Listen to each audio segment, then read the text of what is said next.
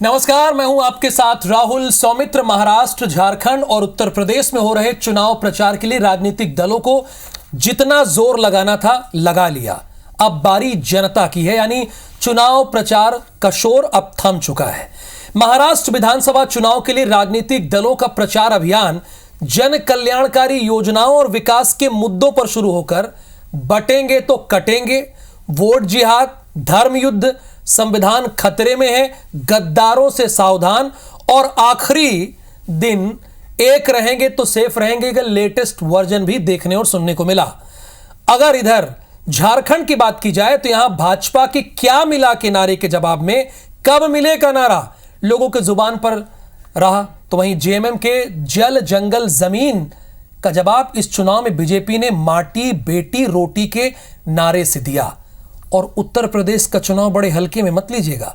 भले ही आपको लग रहा हो कि यहां 9 विधानसभा सीटों पर उपचुनाव हो, लेकिन योगी आदित्यनाथ की साख इसलिए दांव पर प्रदेश में 2024 लोकसभा चुनाव में अखिलेश यादव की पार्टी नंबर 1 पर बन गई। तो अब आप समझ गए होंगे कि हमें यह पीछे लिखना क्यों पड़ा। जंगे चुनाव जितने पैतरे उतने दांव। इस डिबेट में हम 3 अहम सवालों का जवाब जानेंगे अपने खास मेहमानों से। महाराष्ट्र में कौन सेफ कौन फेक, झारखंड में किसमें कितना है दम, और उत्तर प्रदेश में योगी की अग्नि परीक्षा के बारे में बात करेंगे। तो बड़ी खबर इस बीच यह है कि महाराष्ट्र, झारखंड और उत्तर प्रदेश में चुनावी जंग में 20 नवंबर को चुनाव प्रचार तो होगा ही, 20 नवंबर को वोटिंग होगी, लेकिन प्रचार जो है वो थम चुका है। आखिरी दिन सभी दलों के दिग्गजों ने पूरी ताकत झोंकी है, और झोंके भी क्यों ना, क्योंकि महाराष्ट्र में भले चुनाव हो लेकिन पूरे देश की नजर है। महाराष्ट्र की 288 सीटों पर एक चरण में मतदान हो रहा है, और महाराष्ट्र एक ऐसा मात्र राज्य है जहां पर 250 से ज्यादा सीटों और एक चरण में चुनाव हो। बाकी आप देख लीजिए, उत्तर प्रदेश में 7 चरणों में चुनाव होता है, महाराष्ट्र में तकरीबन 5 से ज्यादा, और इधर झारखंड की बात करें तो 38 सीटों पर दूसरे चरण का दंगल है। और उत्तर प्रदेश की 9 विधानसभा सीटों पर उपचुनाव हो रहा है।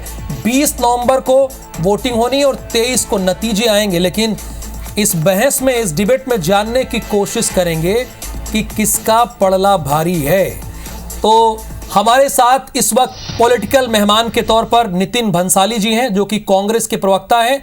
ये महाराष्ट्र गए हुए थे, वहां से आए हुए हैं। और अजय धवले जी, सामने देखिए, धवले जी भी दिख रहे हैं हमारे साथ। बहुत स्वागत अजय धवले जी का, बीजेपी के प्रवक्ता हैं। ये महाराष्ट्र और झारखंड दोनों राज्यों का दौरा करके आए हैं। और हमारे editor in chief Ravikant Mittal ji हैं। आपका भी सर बहुत स्वागत है इस डिबेट में। लेकिन पहला प्रश्न मेरा आपसे ही अजय धवले जी, शुरुआत महाराष्ट्र में विकास के मुद्दों पर हुई थी, लेकिन योगी आदित्यनाथ जी ने जो अलीगढ़ के खैर में कहा था वही मुद्दा आ गया, बटेंगे तो कटेंगे। ये नौबत क्यों आई भाई? महाराष्ट्र चुनाव तो आपकी सरकार भी रही और यहां पर कांग्रेस की सरकार भी रही, दोनों लोगों की सरकार रही। काम का हिसाब किताब होना चाहिए ना, कि आप 2 साल रहे, हम 2 साल रहे, हिसाब किताब तो इसका होना चाहिए। लेकिन संविधान खतरे में है, सारी बातें आ गई, क्यों? तो राहुल जी, शुरुआत में जैसा कि आपने कहा कि महाराष्ट्र का चुनाव हमने विकास के एजेंडे पे शुरू किया। हमारी 2014 से 19 तक की जो एक फुल फ्लेज 5 इयर्स की सरकार थी, हमने उसमें क्या विकास के कार्य किए ये महाराष्ट्र की जनता के समक्ष रखे थे। और 2019 का जब हमने विधानसभा का चुनाव लड़ा था, उसी वजह से भारतीय जनता पार्टी और जो हमारी तब की अलाई जो थी शिवसेना, उसकी गठबंधन को एक बहुमत मिला था, एक बंपिंग मेजोरिटी भी उस समय मिली थी। रही बात 24 का चुनाव क्यों डिफरेंट है। 24 के चुनाव में राहुल जी, आप हम सभी जानते हैं कि विपक्ष अब हार से इतना डर रहा है कि वो विभाजनकारी नीतियों पे आ गए हैं। उन्होंने जो हमने 2024 के लोकसभा चुनाव में देखा कि जातिगत जनगणना का एक राग लाभ दिया, फिर देश को जातियों में बांटने की बात की, पंथों में बांट की, संप्रदायों में बांटने की। इतना तो खैर कि उनके जो ओवरसीज कांग्रेस के प्रेसिडेंट थे सैम पित्रोदा जी, उन्होंने कहा था कि भारत को तो क्षेत्रों में भी बांट दिया जाए, क्योंकि उत्तर के लोग अलग होते हैं, दक्षिण के लोग अलग होते हैं, साउथ के। तो इस प्रकार की विभाजनकारी नीतियां जब कांग्रेस लेके आ रही, तो निश्चित रूप से जो दल हमेशा से राष्ट्र प्रथम की बात करता है, जो दल अपनी संगठन के पहले देश की सरकार को मानता है, जो दल राष्ट्र को सामने रख के अपनी नीतियां बनाता है, उसके सामने ये प्रश्न खड़ा होता है कि अब देश की जनता को हम क्या बताएं। तो निश्चित रूप से हमने ये जो बात बताई कि हम एक है, हम एक भारत श्रेष्ठ भारत की भावना को लेके चलते हैं। और इस भारत चलिए, इनकी विभाजनकारी नीति, लेकिन अभी तो सत्ता में आप है ना, वहां पे सत्ता में आप हैं तो जरूरी था इनकी विभाजनकारी नीति में आप भी इन्हीं की पिच पर बैटिंग करने लगे। आपके अकॉर्डिंग, आप चूंकि कह रहे हैं ये जी राहुल जी, जब विपक्ष अगर नेगेटिव प्रचार कर रहा है तो निश्चित रूप से उस प्रचार को हमको पॉजिटिव नैरेटिव वहां की जनता के समक्ष रखने की आवश्यकता थी, और हमने यही रखा कि हमने जब अपनी नीतियां बनाई। नितिन जी, आप महाराष्ट्र होकर आए हैं, आप नेगेटिव प्रचार कर रहे हैं। अजय धवले जी के अकॉर्डिंग ये कह रहे हैं नेगेटिव प्रचार कर रहे हैं, इसीलिए हम भी इसी पर आ गए, बटेंगे तो कटेंगे, एक रहेंगे तो सेफ रहेंगे, ये अभी इन्होंने कहा। तो ये नौबत क्यों आई? सरकार तो आपकी भी रही महाराष्ट्र में भाई 2 साल तक तकरीबन। मैं पहले बता दूं आपको कि महाराष्ट्र होकर नहीं आया हूं, मैं महाराष्ट्र में ही हूं अभी, और अभी चुनाव प्रचार आधे घंटे पहले ही थमा है और मैं बस रायपुर निकलने की तैयारी में हूँ। यहाँ पर जनता में इस चुराई हुई सरकार का जन आक्रोश देखने को मिल रहा है। मैं यहाँ पर लगभग 15 दिनों से चुनाव प्रचार में हूँ। पार्टी ने मुझे यहाँ पर नागपुर दक्षिण विधानसभा की जिम्मेदारी दी थी। मैं कंटिन्यू यहाँ पर घूम रहा हूँ और देख रहा हूँ जो इनके स्टार प्रचारक आ रहे हैं। मैं आपको बता दूं, कल कंगना रनावत आई थी इनकी यहाँ पर स्टार प्रचारक, नागपुर में घूम रही थी, प्रत्याशी के साथ घूम रही थी और बाजू में जो कार्यकर्ता थे उसको पूछ रही थी ये कौन है।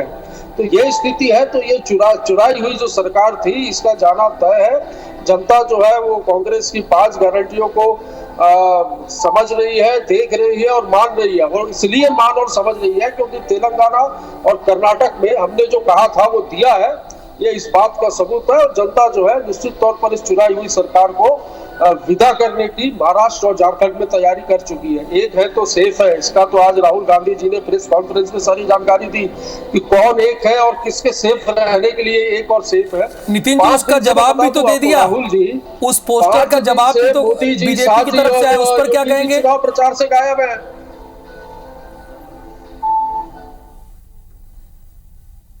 उन्होंने तो आपके सबसे बड़े नेता को फेक कह दिया, वो पोस्टर भी आ गया।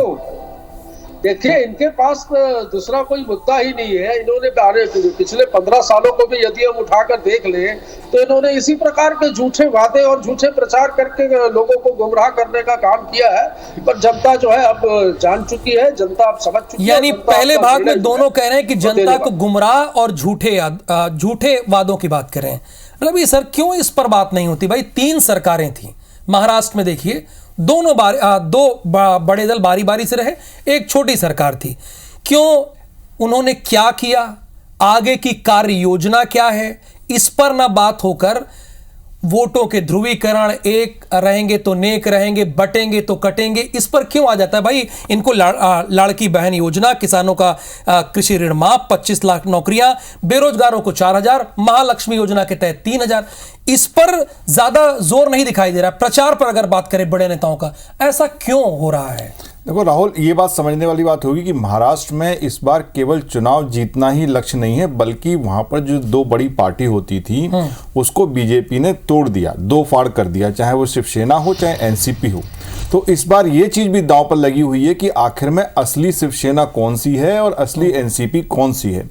और जब एक चुनाव में 1 नहीं, 2 नहीं, 3 नहीं, जब 6 पार्टियां होती हैं और 3 पार्टी का जब गठबंधन है वहां पर, तो इस तरीके के मुद्दों से जो जनता के मुद्दे जुड़े होते हैं, जो उनके विकास के मुद्दे जुड़े होते हैं, उनसे भटकना बड़ा लाजमी होता है।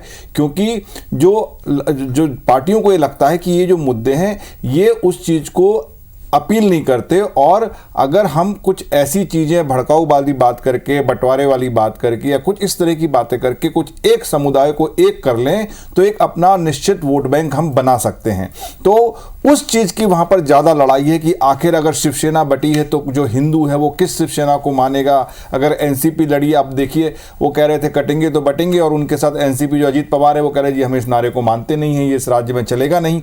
तो ये जो आपस का भी जो पार्टियों में एक तो गठबंधन में बने हुए उनमें आपस में बैरभाव, उसका जो गठबंधन थे उनमें आपस में बैरभाव, तो ये एक बहुत बड़ी सी जो खिचड़ी थी उसका जो ये चला है। और इसलिए बहुत कर्कश ये चुनाव प्रचार रहा, बहुत ही अलग अलग मुद्दे आए और एकदम लोगों को भटकाने वाले इसमें मुद्दे आए। ये इसका यही कारण था। अब चुनाव प्रचार खत्म हो गया है, अब जनता को शांति से एक दिन सोचने का वक्त मिलेगा और तब पता लगेगा कि आखिर वो किसकी बात मानी उसने और कहाँ वोट दिया।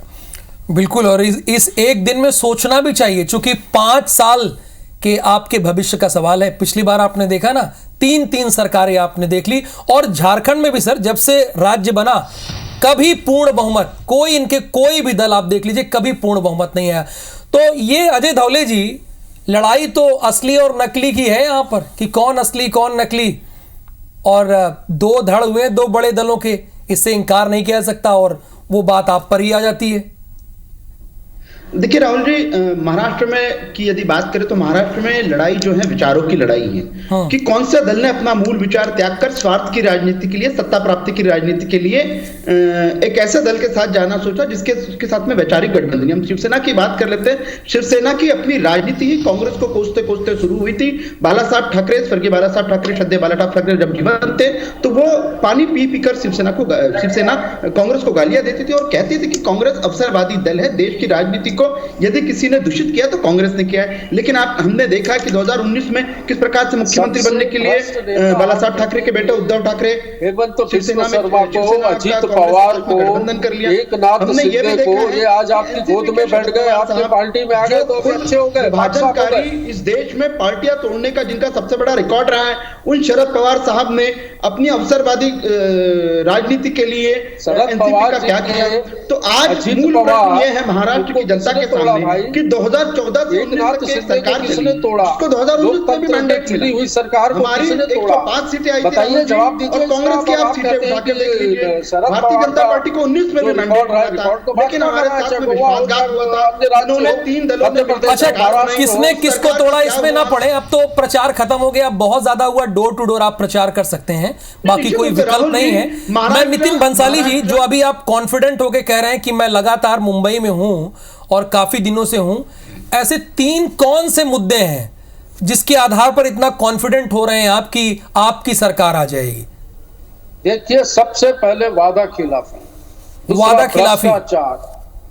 दूसरा भ्रष्टाचार, तीसरा महिला असुरक्षा, चौथा किसानों की हम बात करें समर्थन मूल्य की, कपास की और सोयाबीन की। इसके अलावा हम बात करें यहाँ पर रोजगार की। इन सारी चीजों में इन 5 वर्षों की सरकार में सरकारें जो है वो फेल हुई हैं। चुराई हुई चुनी हुई सरकारों को चुरा कर लोकतंत्र की हत्या करके इन 5 सालों में इन्होंने सिर्फ गठबंधन गठजोड़ करने की कोशिश की कि ये जिन लोगों को हम चुरा के लाए हैं वो इधर मतो उधर मतो, अपना स्वार्थ और अपना लाभ सिद्ध किया है। 1 लाख करोड़ का प्रोजेक्ट मुंबई के धारावी में दिया गया है अडानी को। और ये जो कहते हैं ना, एक है तो सेफ है, तो मोदी शाह एक है इसलिए अडानी सेफ है। ये इस बात की ओर इशारा करता है जनता के मन में बहुत ज्यादा आक्रोश है। और ये आक्रोश आप देखिएगा 20 तारीख के मतदान के दिन जनता का आक्रोश फूटेगा और 23 तारीख के नतीजों के दिन आप मुझे फिर टीवी डिबेट में बुलाइएगा। मैं दावा करता हूँ स्पष्ट और विशेष बहुमत से महाविकास आघाड़ी की सरकार महाराष्ट्र में और धवले जी भले 103 सीटों पर लड़ रहे हो नितिन भंसाली जी, लेकिन कह रहे हैं पूर्ण बहुमत 145 के पार, और उसके पीछे मुद्दे बता दिए वो क्या क्या है, वो महाराष्ट्र में ही है। कांग्रेस की यही दिक्कत है राहुल जी, कांग्रेस की यही दिक्कत है। नितिन जी कह रहे हैं कि हमें 2019 में बहुमत मिला था और चुराई हुई सरकार है, तो भंसाली जी अपने 19 के आंकड़े उठा ले, कांग्रेस को कितनी सीटें मिली थी और ये सरकार किसके बलबूते पे बनी थी? 19 में इन्होंने जो सरकार बनाई थी, हमारी 105 सीटें थी भंसाली जी, सिंगल लार्जेस्ट पार्टी थे महाराष्ट्र में, और हमारे गठबंधन को सरकार बनाने का मैंडेट मिला था। वो तो उद्धव जी को मुख्यमंत्री बनने का सपना आ गया था, उन्होंने मुख्यमंत्री बनने के लिए किया। और आप ये जो आज मुद्दे गिना रहे हैं, ये मुद्दे आपने वहां पे भी बताए थे। छत्तीसगढ़ में आपकी किस प्रकार की हार हुई है नितिन जी, मुझे लगता है छत्तीसगढ़ में आपकी किस प्रकार से हार हुई है उसको अभी आप सहन नहीं कर पा रहे। महाराष्ट्र में विकास को चुनने वाली जनता है और वो बार बार विकास को बढ़ावा देती है। 2024 में भारतीय जनता पार्टी को और हमारी महायुति। चलिए, इस महाराष्ट्र के बाद अब झारखंड और यूपी पर आएंगे, लेकिन रवि सर मेरा संक्षेप में आपसे सवाल कि ठीक है, ये जो नारे दे रहे हैं उस पर तो हमने बात कर लिया, ऐसे कौन से मुद्दे रहे इस चुनाव में, चूंकि आप भी मुंबई राजनीति को, महाराष्ट्र की राजनीति को बड़े गौर से कवर कर रहे हैं, ध्यान दे रहे हैं उस पर, हर खबर पर, कौन से मुद्दों पर दोनों की तरफ से? क्या लाड़की बहन योजना के अलावा बीजेपी के पास कोई विकल्प नहीं है, उधर उनके महालक्ष्मी योजना के अलावा इन्हीं 2 पर केंद्रित है? देखिए, ये बात सही, क्योंकि क्या होता है कि हम बीजेपी ने ये फार्मूला कई राज्यों में देखा, उन्होंने छत्तीसगढ़ में देखा, उन्होंने हरियाणा में देखा, हरियाणा में बड़ी अप्रत्याशित जीत मिली उनको। तो उनको लगता है कि अगर महिलाओं को रिझा लिया जाए तो एक मोटा कम से कम 45-50% का जो वोट बैंक होता है वो सुनिश्चित हो जाता है। तो चुनाव से पहले जब ये लाड़की बहना योजना इन्होंने शुरू की, जब 1,500 रुपए दे रहे थे, अब 2100 का इन्होंने वादा किया है, उससे उनको लगता है कि महिलाओं का एक स्ट्रांग वोट उनके फेवर में है, तो उसी पे लेके उनका ज़्यादा जोर था। और उसके बाद जो उन्होंने जाति जनगणना के खिलाफ जो उन्होंने ये कहा कि नहीं सबको एक होना चाहिए, क्योंकि देखिए जनजाति को लेके और रिजर्वेशन को लेके महाराष्ट्र में भी बहुत बड़ा जोर है, मराठाओं का एक बहुत बड़ा काफ़ी समय से आंदोलन हो रहा है, और पिछली बार लोकसभा में बीजेपी को नुकसान भी हुआ था उसकी वजह से। तो इस चीज़ को उन्होंने करते हुए एक रहे सेव रहे का जो नारा दिया था, इन दो चीज़ों पर बीजेपी चुनाव लड़ रही है। और उधर उद्धव ठाकरे कह रहे हैं कि जी असली हिंदू हृदय सम्राट हम हैं, हमारी पार्टी है और हमको हमारे पीछे हिंदू हमको वोट करेगा, इस बात से नाराज है कि ये पार्टी तोड़ी गई। तो एक इमोशनल अपील भी है और एक वोट बैंक को पुष्ट करने की लड़ाई है। अब उसमें देखिए कौन जीतता है। अब बिल्कुल, ये तो सही बात है। झारखंड में धौले जी क्या मिला, आप क्यों कह रहे हैं क्या मिला? आप ये नारा क्यों दे रहे हैं बार बार? वो कह रहे हैं कब मिलेगा? झारखंड की राजनीति को यदि हम आप जाने तो झारखंड की राजनीति में भ्रष्टाचार का सरगना वहां का मुख्यमंत्री बन के बैठे हैं, और जिस प्रकार से कांग्रेस को पोषित करने के लिए वो गठबंधन वहां की सरकार चला रही है। हमने देखा, हमने माटी बेटी और रोटी की जो बात की कि किस प्रकार से घुसपैठियों को वहां घुसाकर वो अपने वोटर्स बना रहे हैं। तो झारखंड की डेमोग्राफी को बदलने से बचाने के लिए ये इस बार का बड़ा डिसिसिव इलेक्शन हुआ है। वहां के स्थानीय जो निवासी हैं उनके अधिकारों की सुरक्षा के लिए, और जो घुसपैठी वहां इन्फिल्ट्रेशन जिन लोगों ने कराया है अपने एक गठफाया वोट बैंक को सुरक्षित करने के लिए, ये उनको दिशा देने वाला इलेक्शन होने वाला है। भारतीय जनता पार्टी और हमारा आजसू के साथ वाला गठबंधन ऐतिहासिक। घुसपैठ किसने कराया धौले जी? जी, घुसपैठ आप कह रहे हैं किसने कराया? घुसपैठ इनके गठबंधन ने कराई है। कांग्रेस और झारखंड मुक्ति मोर्चा का जो गठबंधन था वो उनका वोटर कौन है? आप पूछिए कि इनके वोटर कौन है, किस रूप से ये लोग उनको नागरिकता देने में लगे चल रहे हैं। इंटेलिजेंस बोलिए आपका कि देश में घुसपैठ हो जाती है। देश में घुसपैठ कैसे होती है भाई? आपका खुफिया तंत्र क्या करता है? हर बार अपनी जिम्मेदारियों से मत भागिए। समर्थन में खड़ा होता है बंसाली जी? इनके समर्थन में कौन खड़ा होता है यहाँ पर? झारखंड में कौन समर्थन में खड़ा हुआ है?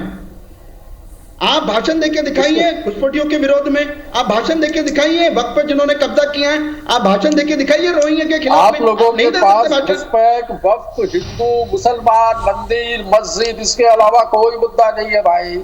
मुद्दे की बात करो।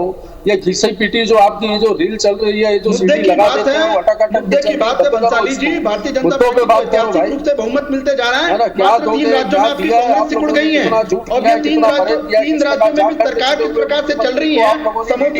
समझौते के लिए सीआईडी की जांच बिठा दी जा रही है। किस प्रकार से चंपई सोरेन को आपने वहां पे जांच बिठा दी रही है, ये तो आपकी सरकारों का हाल है। आपके झारखंड में बहुत बुरी तरीके से हारने की वजह भी चंपई सोरेन होंगे, ये भी आप नोट कर लीजिए। धौले जी, चंपई सोरेन जी ने अपने जमीर की सुनी है। चंपई सोरेन जी ने अपने आत्मसम्मान की रक्षा के लिए कोई भी आदमी जब तक गालियां, और आपके गठबंधन कांग्रेस वाले गठबंधन को छोड़ा है जी, और माननीय लग जाता है। किस प्रकार से परिवारवादी दल क्षमताओं और योग्यताओं को दरकिनार करते हैं, ये हमने देखा है। अशोक चौहान को मोदी जी गालियां बक रहे थे और सबसे भ्रष्ट नेता है का उपाधि दे रहे थे, और दूसरे दिन पार्टी में लेके राज्यसभा भेज दिया। ये तो इनकी कथनी और करनी है। आज देश में अगर कोई भ्रष्टाचारी, नितिन जी या धौले जी, तो वहां वाइस कैप्टन अपना हिमंता बिस्वा शर्मा को बना के रखा है, वो लगातार प्रचार कर रहे हैं, और सीएम शिवराज सिंह चौहान प्रभारी है, कैप्टन वहां के।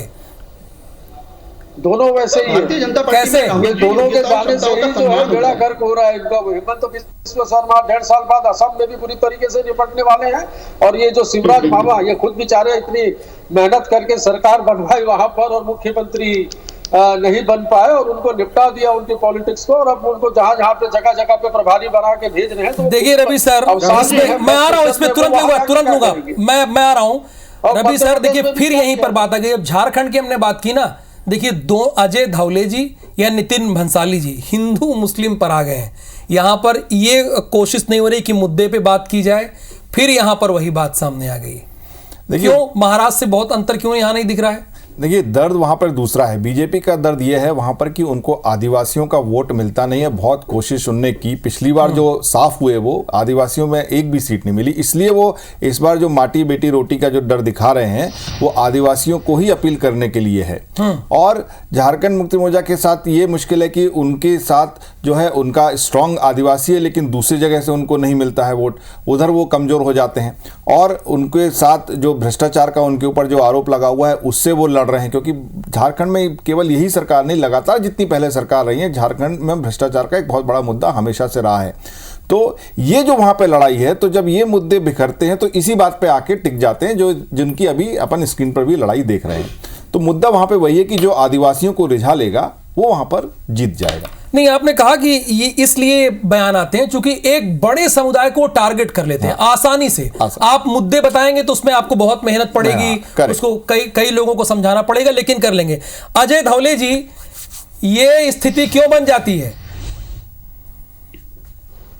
देखिए राहुल जी, चुनाव जो होता है, चुनाव आपको चुनाव के माध्यम से ही देश में आप जनसेवा कर सकते हो। सत्ता प्राप्त करने के बाद ही देश में आपके जो संकल्प है उन संकल्पों की पूर्ति होती है। तो हमारा इतिहास रहा है, भारतीय जनता पार्टी जब जब कोई संकल्प चुनाव में लेती है, हमने महाराष्ट्र के चुनाव की बात करें या झारखंड के चुनाव की बात करें, हमारे जो संकल्प पत्र है उसकी पूर्ति के लिए निश्चित रूप से वहां पे भारतीय जनता पार्टी की सरकार, हमारे गठबंधन की सरकारों की आवश्यकता है। क्योंकि हम जानते हैं कि आज कांग्रेस जिस प्रकार की राजनीति करना है, देश को बांटने बांटने की राजनीति कांग्रेस कर रहे हैं, तो ये विपक्ष का जो एजेंडा है, ये एजेंडा देश की जनता के समक्ष लाना, ये भारतीय जनता पार्टी का एक कार्य है और वो कार्य हम पूरे मन से कर रहे हैं। तो लेकिन आज विपक्ष की स्थिति ये है कि उनको सत्ता प्राप्ति के लिए वो किसी के साथ में भी गठबंधन कर रहे हैं। हम बात करें महाराष्ट्र की, शिवसेना और कांग्रेस का गठबंधन देख लीजिए, ये कई बेमेल गठबंधन कर रहे हैं क्योंकि उन्हें सत्ता प्राप्त करनी है।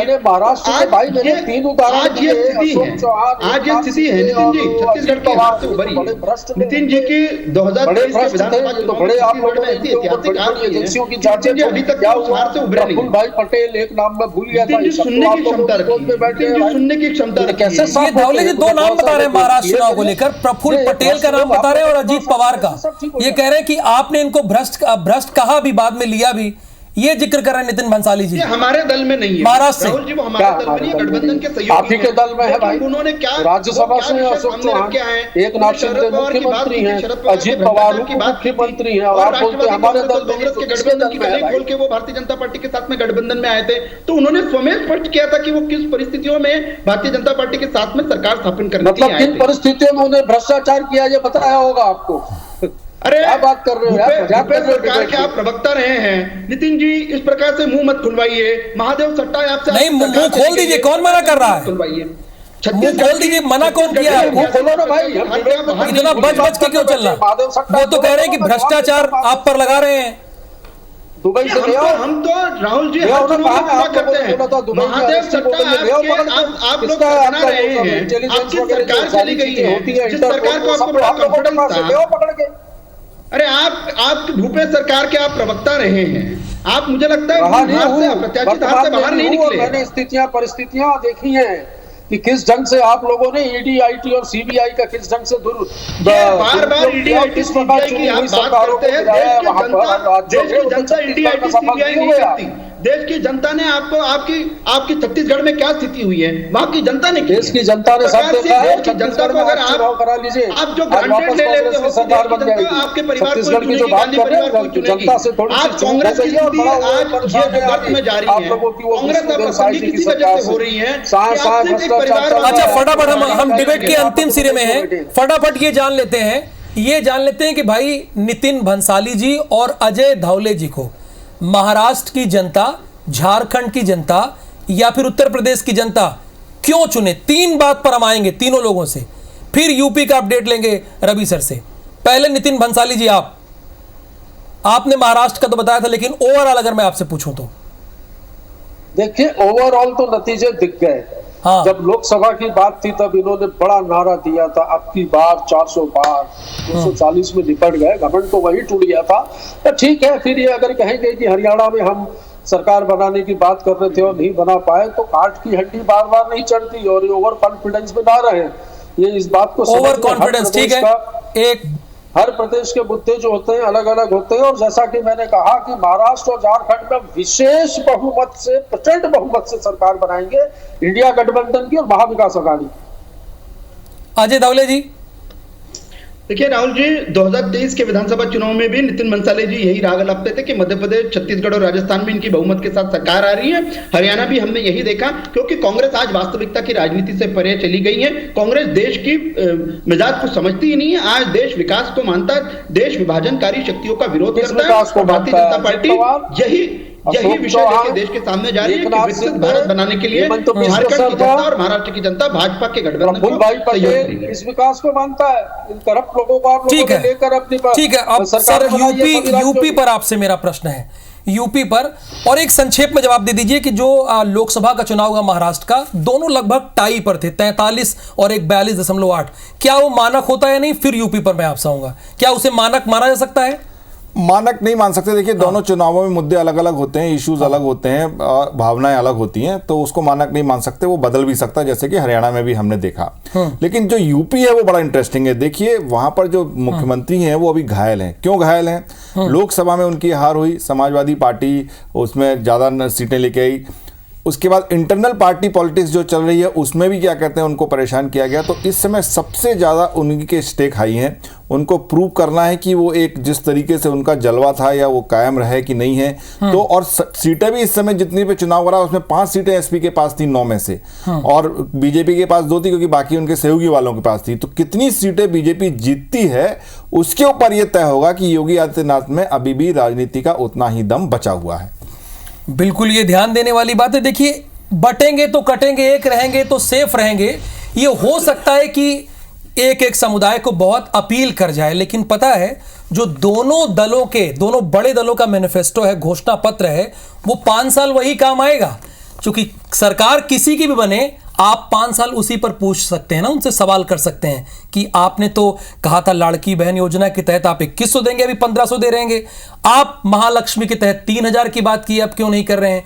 इसी पर आपको ध्यान देना है, चाहे चुनाव महाराष्ट्र का हो, झारखंड का हो या उत्तर प्रदेश का। ध्यान सिर्फ आपका मुद्दों पर रहना चाहिए। बहुत धन्यवाद नितिन मंसाली जी, आप महाराष्ट्र से हमारे साथ जुड़े। अजय धवले जी, आपका भी धन्यवाद। और अभी सर, विशेष धन्यवाद आपका भी, तीनों राज्यों के बारे में आपने विस्तार से बताया। नमस्कार।